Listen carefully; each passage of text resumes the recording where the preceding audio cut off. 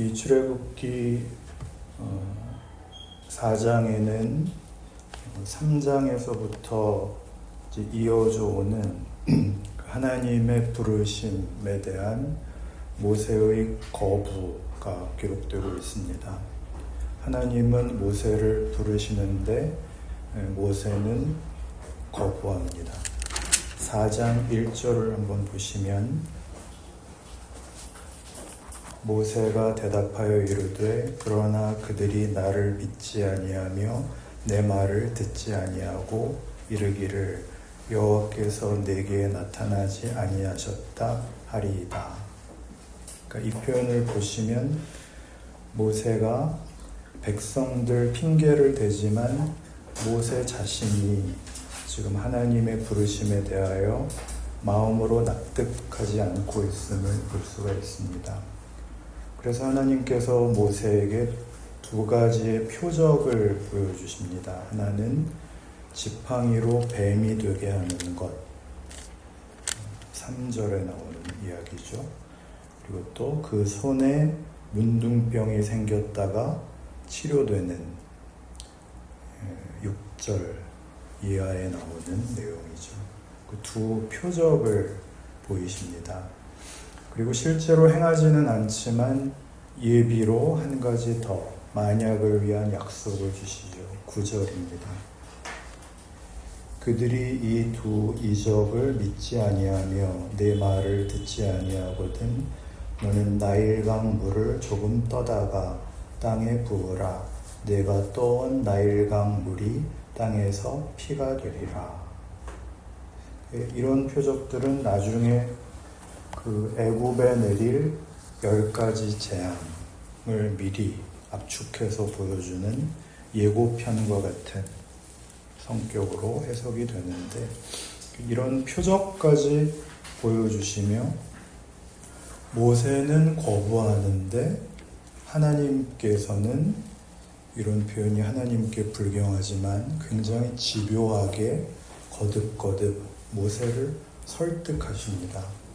그러나 그럼에도 불구하고 10절에 보시면 모세가 여호와께 아뢰되 오 주여 나는 본래 말을 잘 하지 못하는 자니이다.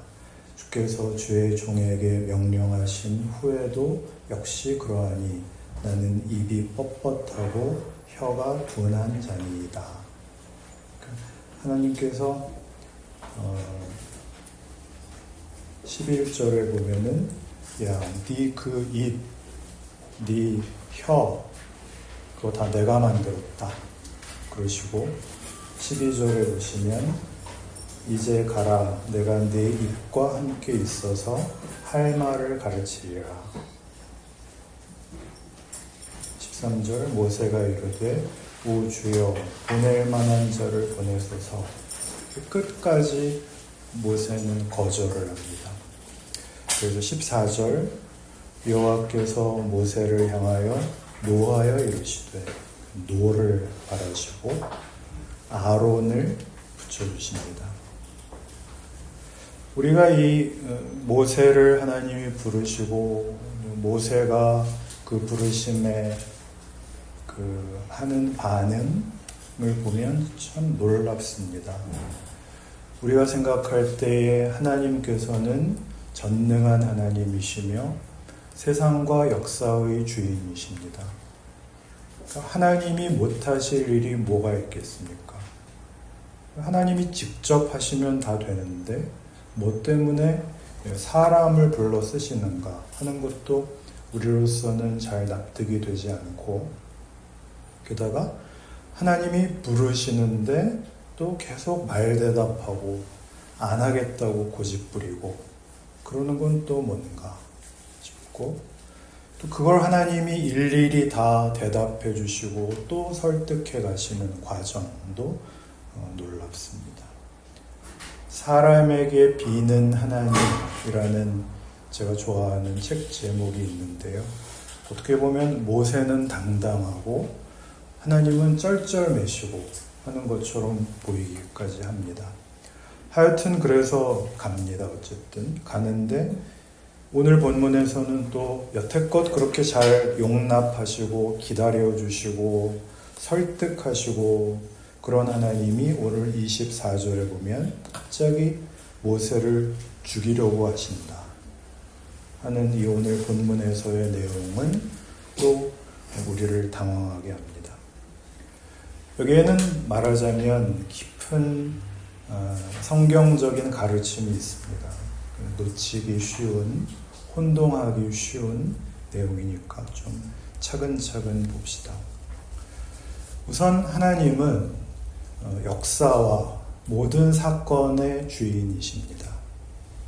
하나님이 역사의 흐름과 방향에 목적을 가지시고 역사에 개입하시고 모든 사건에 하나님이 결정권을 쥐고 계십니다. 그러나 어찌된 일인지 하나님은 이 일에 사람을 쓰십니다.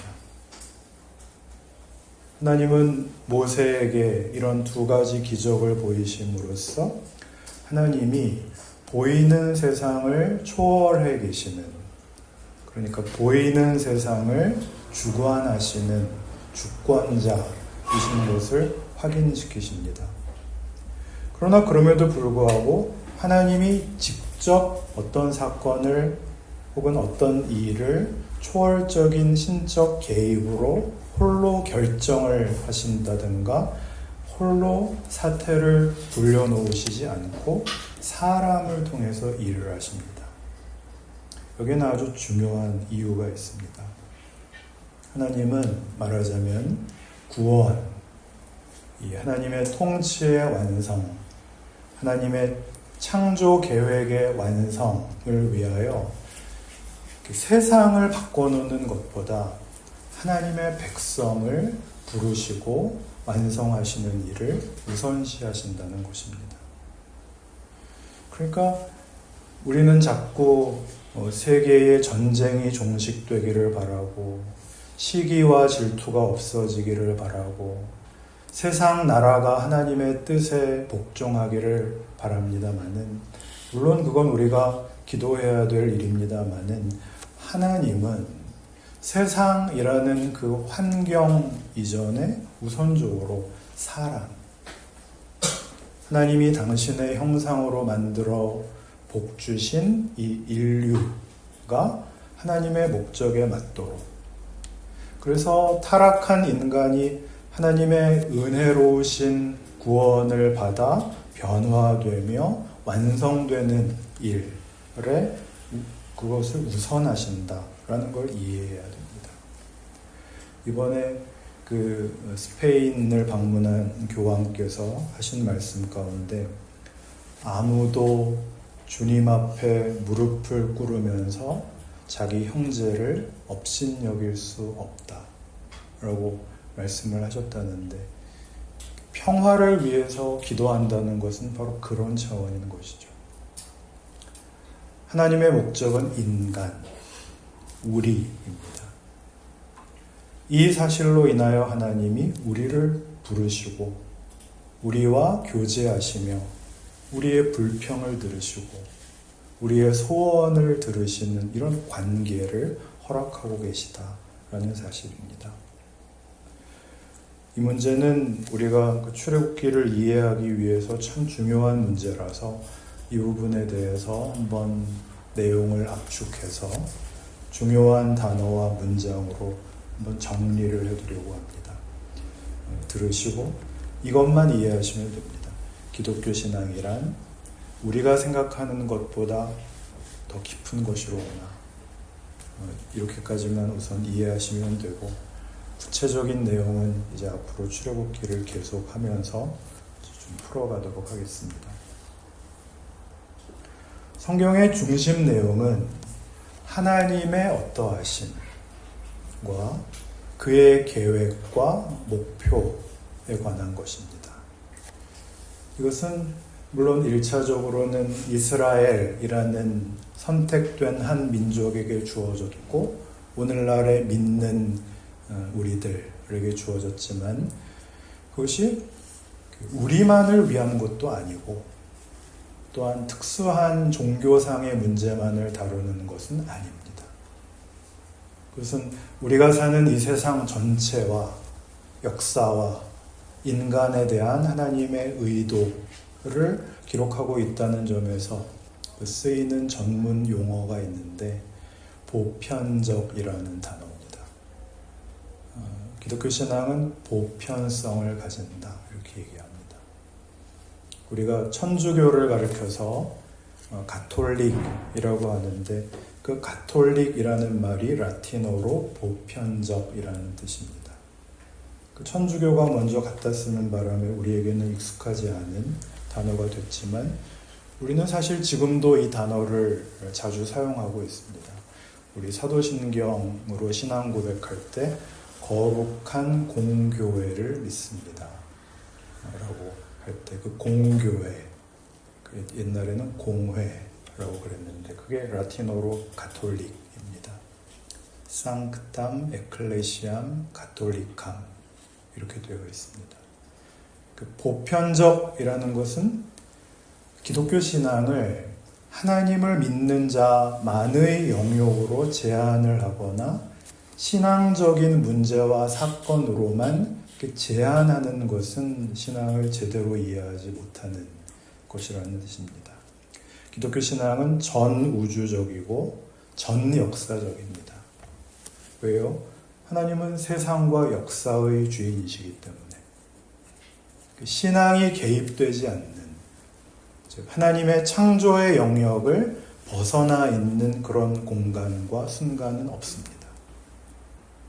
최근 어느 교단에서 이단으로 정죄했다는 유신진화론도 저는 그런 의미에서 이해해야 된다고 생각을 합니다. 진화론은 종교가 아닙니다. 과학적 이론입니다. 싸워야 할 이단이 아니라 인간의 지적 한계 내에서 경이로운 눈으로 창조 세계를 바라보는 한 관점이라고 생각을 합니다. 기독교 세계관이라는 것이 있습니다.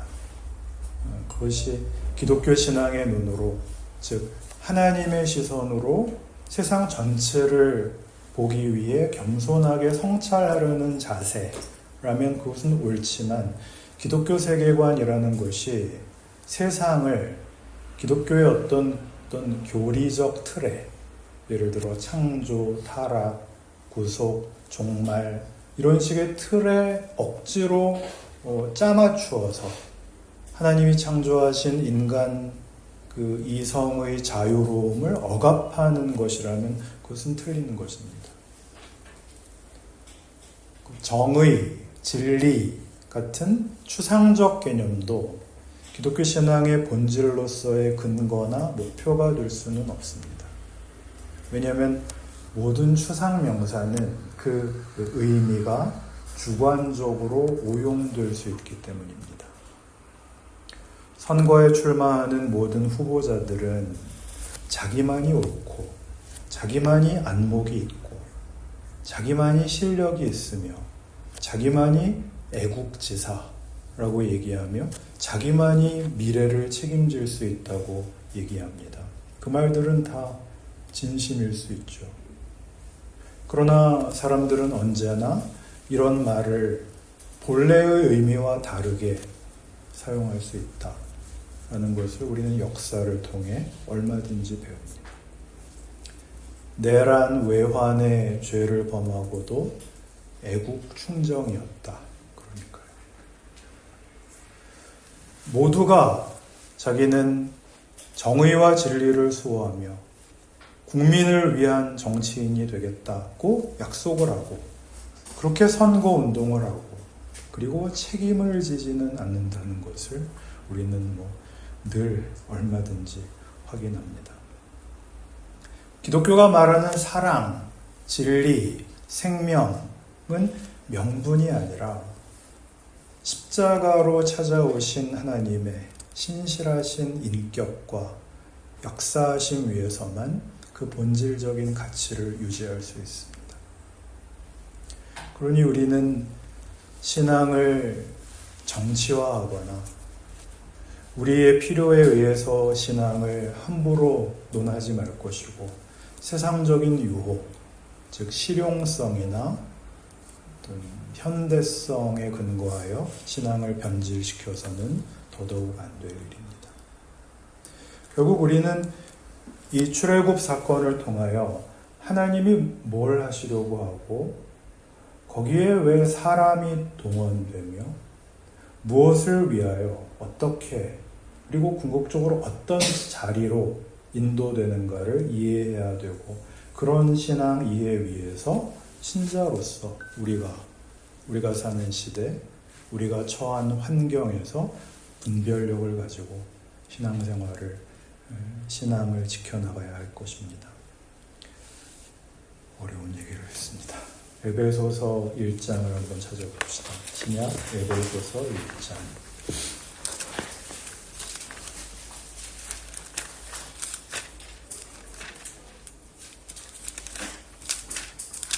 에베소서 1장 7절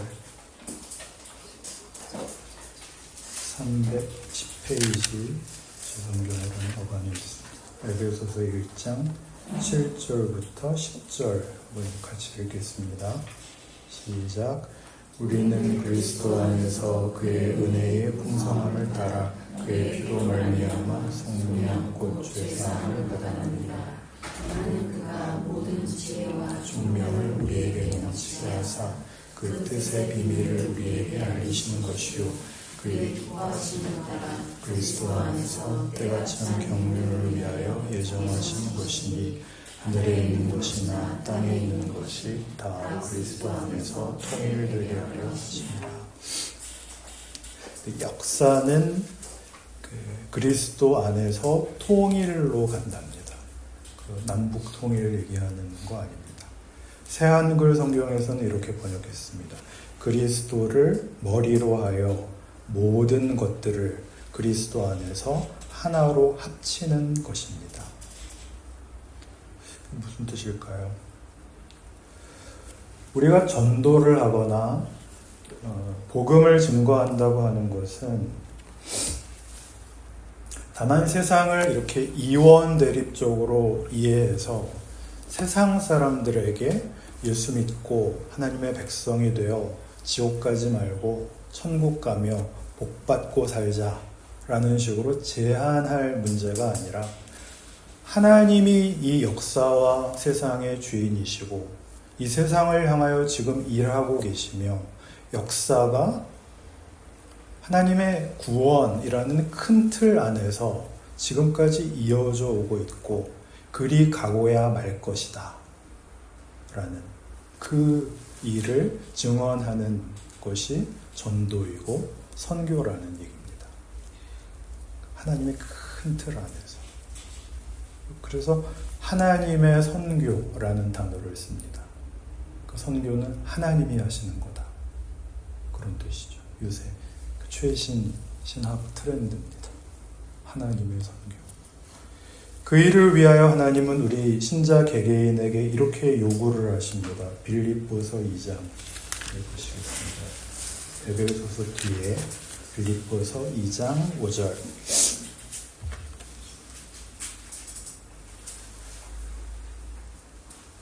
(2장 5절부터 11절까지) 같이 읽겠습니다. 시작. 너희 안에 이 마음을 품으라. 곧 그리스도 예수의 마음이니 그는 근본 하나님의 본체시나 하나님과 동등됨을 취할 것으로 여기지 아니하시고 오히려 자기를 비워 종의 형체를 가지사 사람들과 같이 드셨고 사람의 모양으로 나타나사 자기를 낮추시고 죽기까지 복종하셨으니 곧 십자가에 죽으시니라.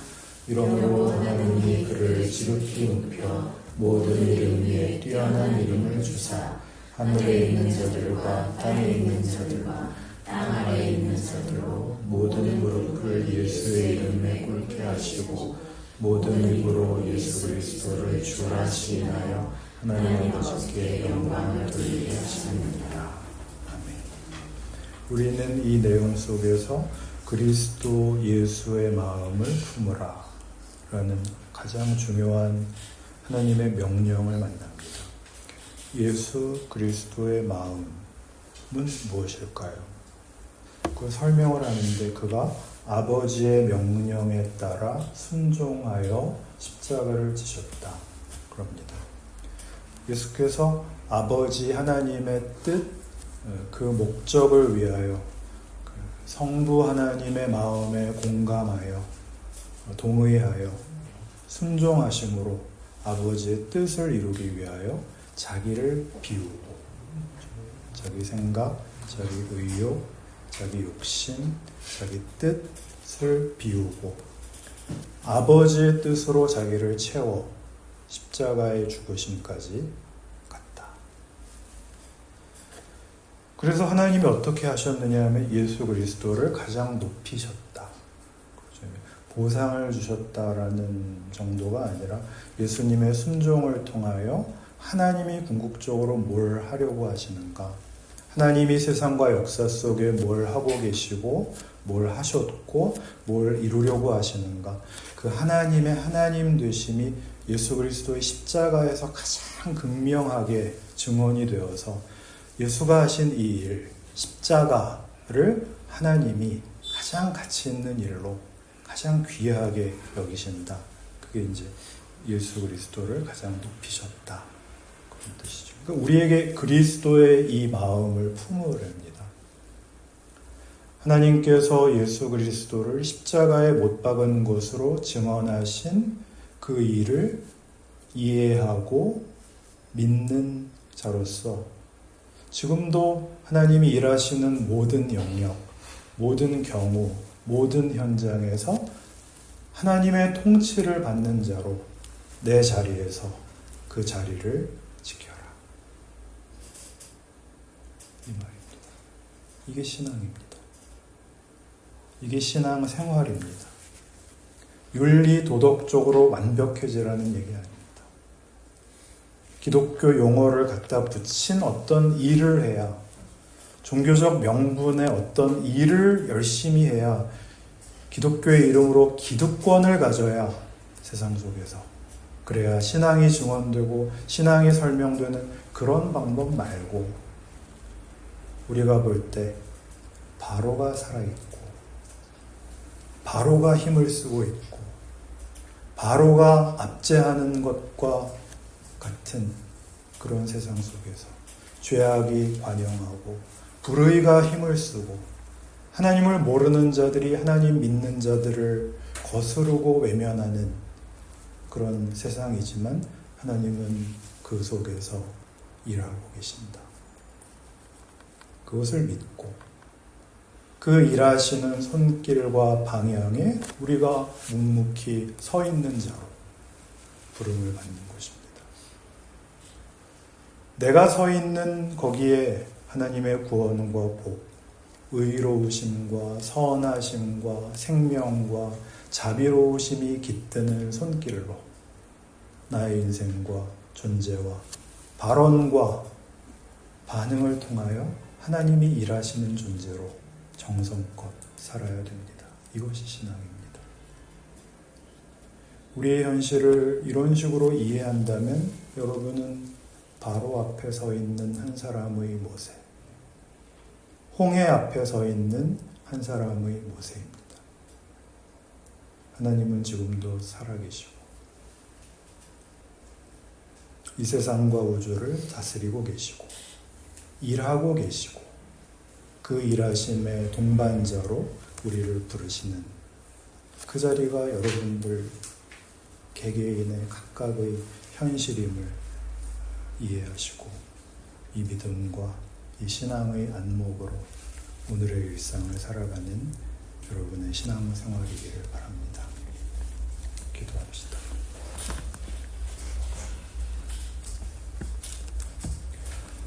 하나님 아버지, 세상은 견고하고 하나님은 도무지 안 계신 것 같은 인생의 현실입니다.